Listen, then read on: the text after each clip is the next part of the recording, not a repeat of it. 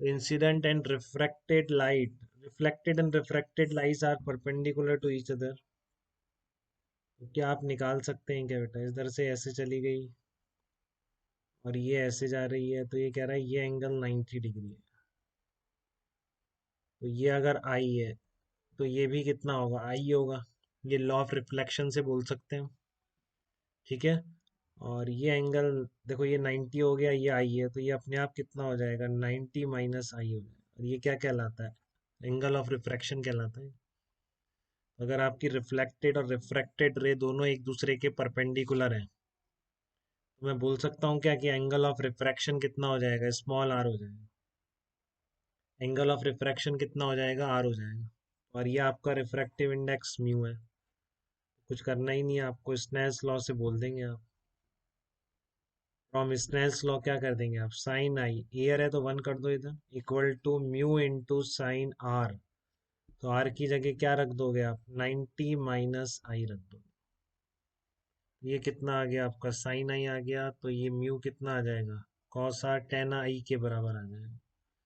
तो incidence angle पूछ रहा था, अगर रिफ्लेक्टेड और रिफ्रैक्टेड रे एक दूसरे के परपेंडिकुलर हो जाए तो इंसिडेंस एंगल कितना आ जाएगा? टेन इनवर्स म्यू आ जाएगा। कोई तकलीफ यहाँ तक किसी के बच्चे को? लॉ ऑफ रिफ्रैक्शन या स्नेल्स लॉ अप्लाई करने में कोई दिक्कत किसी को भी? बताइए यहाँ तक बेटा। चलिए एक क्वेश्चन और करिए फिर। ये आपका ग्लास स्फीयर है, ठीक है। ग्लास स्फीयर है आपका, और इस तरीके से यहाँ पर ये नॉर्मल है इस पॉइंट पर, और रे ऐसे इंसिडेंस हो रही है इधर से। तो कैसे जाएगी? इसकी तरफ जाएगी, और यहाँ पर भी एक नॉर्मल होगा। तो अब ये दूर हटेगी नॉर्मल से, इस तरह से जाएगी। तो ये क्लियर है? ग्लास स्फीयर में अगर रे आपकी इधर इंसिडेंट हो रही है तो कैसे मूव करेगी? यहाँ पर नॉर्मल क्या है? ये रेडियस। तो इस तरह से जाएगी, उसकी तरफ बेंड हो गई टुवर्ड द नॉर्मल। बट जब ये बाहर निकलेगी, तो जब बाहर निकल रही है तो उस केस में किस में जा रही है? एयर में जा रही है, क्लास में से। तो डेंसर से रेयर मीडियम में जा रही है, तो ये बेंडिंग इसकी अवे फ्रॉम द नॉर्मल होगी। तो इस तरह से इंसिडेंट थी। मान लो इंसिडेंस एंगल आपको गिवन है 60 डिग्री, ठीक है। और रिफ्रैक्टिव इंडेक्स इसका दे रखा है √3। तो a light ray incident on the glass sphere of refractive index mu equal to √3 at angle of incidence 60 degree. तो आपको ये एंगल्स निकालने हैं सारे। आर कितना होगा? आर डैश कितना होगा? ये कितना हो जाएगा यहाँ से? ये जो इमरजेंस एंगल है फाइनली, ये कितना हो जाएगा? तो ये तीनों एंगल निकालने हैं आपको। जबकि आपको refractive index of material of the glass given है, ये ग्लास स्फीयर है, ठीक है। इस तरह से 60 डिग्री इंसिडेंस एंगल पर कोई लाइट अगर इंसिडेंट हो रही है, तो आपको निकालना है आर, आर डैश और स्मॉल ई की वैल्यू कितनी हो जाएगी। तो कैसे निकालें? ध्यान रखें बेटा, वरना इसमें भी अपन वी वाई यू सब पढ़ लेंगे, बट ऐसे एंगल ऑफ इंसिडेंस दे रखा है तो इसमें जरूरत ही नहीं है कहीं पे, ठीक है ना। स्नेल्स लॉ से आप सब निकल जाएगा आपका। स्नेल्स लॉ से निकाल लेंगे आप बाहर, क्योंकि आपका 60 है और एयर है, तो आपको पता है यहाँ पर म्यू साइन 60 कितना होगा, फिर आप उसके लिए अंदर के लिए अप्लाई कर देंगे, ठीक है। तो इसको भी यहाँ पर इस पी पॉइंट, P1 पॉइंट बोल देते हैं, इसको P2 बोल देते हैं। तो एट P1 इंसिडेंस पे मैं क्या लगा रहा हूँ? स्नेल्स लॉ अप्लाई कर रहा हूँ। एट P1 पे जो लाइट इंसिडेंट हुई है P1 पॉइंट पे, तो उसके लिए मैं स्नेल्स लॉ अप्लाई कर रहा हूँ। तो स्नेल्स लॉ से आप क्या बोल देंगे? साइन 60, साइन, वेरी गुड बेटा, कर लिया होगा, सिंपल है। 1 साइन 60, तो आपका कितना हो जाएगा? √3 साइन इंटू आर आ जाएगा।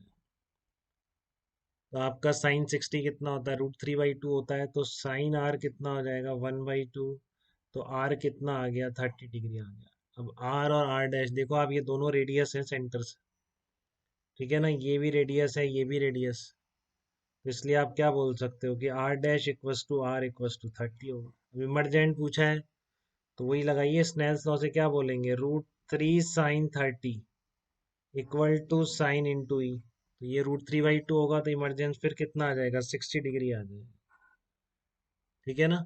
इमरजेंस कितना आ जाएगा? 60 डिग्री आ जाएगा। तो ये तो थी इसकी एंगल की बात। अब अगर इसमें मैं टोटल डेविएशन पूछूं आपसे तो आप कैसे निकालते?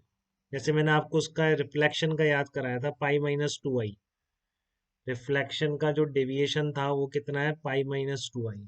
तो यहाँ पर डेविएशन ऐसे मत निकालिएगा, अब आगे से आपके बहुत तीन चार चीजें होंगी, कभी रिफ्लेक्शन फिर रिफ्लेक्शन फिर रिफ्लेक्शन। तो ये तरीका नहीं हो पाएगा, इसको एक्सटेंड करूं और इसको ऐसे मिलाऊं, फिर आप एंगल ढूंढ रहे हैं, निकल तो जाएगा बट बहुत टाइम लग जाएगा। ये प्रैक्टिस नहीं रखनी है आपको, रिफ्लेक्शन और रिफ्रैक्शन में याद कर लेना है। अब बताओ इसमें एंगल ऑफ डेविएशन कितना होता है, ये आपका एंगल मान लो आई था तो ये आई हुआ, और तो ये आर हो गया। तो रिफ्रैक्शन में या तो आई माइनस आर होगा या फिर आर माइनस आई होगा। समझ रहे हो इस चीज को आप? रिफ्रैक्शन में angle of deviation either will be I minus R, और होगा आर माइनस आई। जैसे मैं यहाँ कर देता हूँ, अभी आपने जो स्फीयर का देखा इस केस में कैसे हो रहा है, ये आपका नॉर्मल था, एक रे ऐसे इंसिडेंस हो रही है, इस तरफ जा रही है, ये नॉर्मल है, इस तरह से होगी, तो आपको एंगल ऑफ डेविएशन निकालना है इसका, ठीक है ना? तो मैं कह रहा हूँ रिफ्रैक्शन में एंगल ऑफ डेविएशन कैसे लिखा जाता है, तो आपको याद कर लीजिए बेटा। देखो याद नहीं करोगे तो फिर पछताओगे, क्योंकि एक नहीं होगा आपके, रिफ्रैक्शन कभी पूछेगा ही नहीं एक में, तो दो दो तीन तीन चीजों से डेविएट हो रही होगी।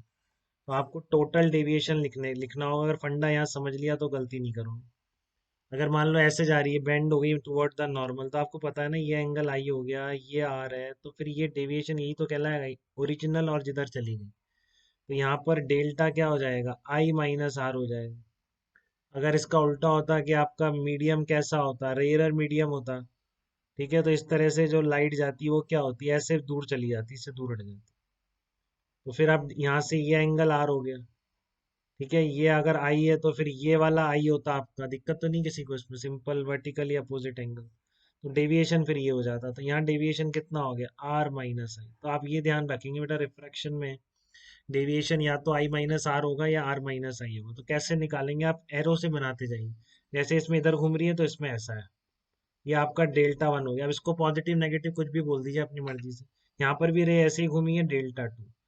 ये ध्यान रखना, अब दोनों सेम डायरेक्शन में घूमी है, क्योंकि ऐसे जा रही थी ना बेटा, क्लॉकवाइज एंटी क्लॉकवाइज बोल रहा हूँ, ऐसे जा रही थी क्लॉकवाइज घूम गई, ऐसे जा रही थी क्लॉकवाइज घूम, दोनों सेम डायरेक्शन में हो गए, ठीक है। तो टोटल डेविएशन कितना हो जाएगा, अभी देखा यहाँ पे कितना था, 60 था, ये एंगल कितना था, 30 था, यहाँ पर ये 30 था, और यहाँ पर क्या था, ये 60 था। तो जो भी बड़ा हो इंसिडेंट और रिफ्रैक्टेड में से उसके अकॉर्डिंग लिख दें, डायरेक्शन देख लें, ठीक है। यहाँ पर ये ऐसे जा रही थी, इस तरह से घूम गई, तो डेल्टा नेट टोटल डेविएशन इस स्फीयर से बाहर निकलने में इंसिडेंट लाइट का कितना हो गया, वो आप लिख देंगे डेल्टा 1 प्लस डेल्टा 2। ऐड क्यों कर रहा हूँ, क्योंकि both deltas are in the same direction, दोनों डेल्टा सेम डायरेक्शन में है, इसलिए मैं क्या कर रहा हूँ, उनको ऐड कर रहा हूँ बेटा, डेल्टा 1 और डेल्टा 2 को। आपकी रे ऐसे जा रही थी, ऐसे बेंड हो गई पहले, फिर ये वाली इस तरीके से जा रही थी, ये भी ऐसे बेंड हो गई, तो क्लॉक वाइज बेंडिंग हो रही है। तो इसलिए नेट डेल्टा होगा डेल्टा 1 प्लस डेल्टा 2। कौन बड़ा है इसमें, 60 बड़ा है, 30 छोटा है, तो डायरेक्शन में क्या होगा, 60 - 30 होगा, ठीक है।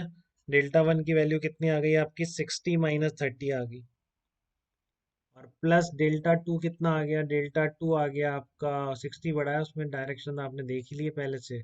तो 60 - 30 plus 60 - 30, 30 + 30 = 60 degree. This is called net deviation of the रे आफ्टर टू रिफ्रैक्शन, ठीक है। तो इस तरह से आप डेविएशन नेट का आप ऐसे बहुत बार नहीं निकाल पाएंगे, बहुत के कभी नहीं निकाल पाएंगे एंगल वेंगल देख के, तो आप तो बस ऐड करते जाइए और ओरिएंटेशन देखते जाइए उसका।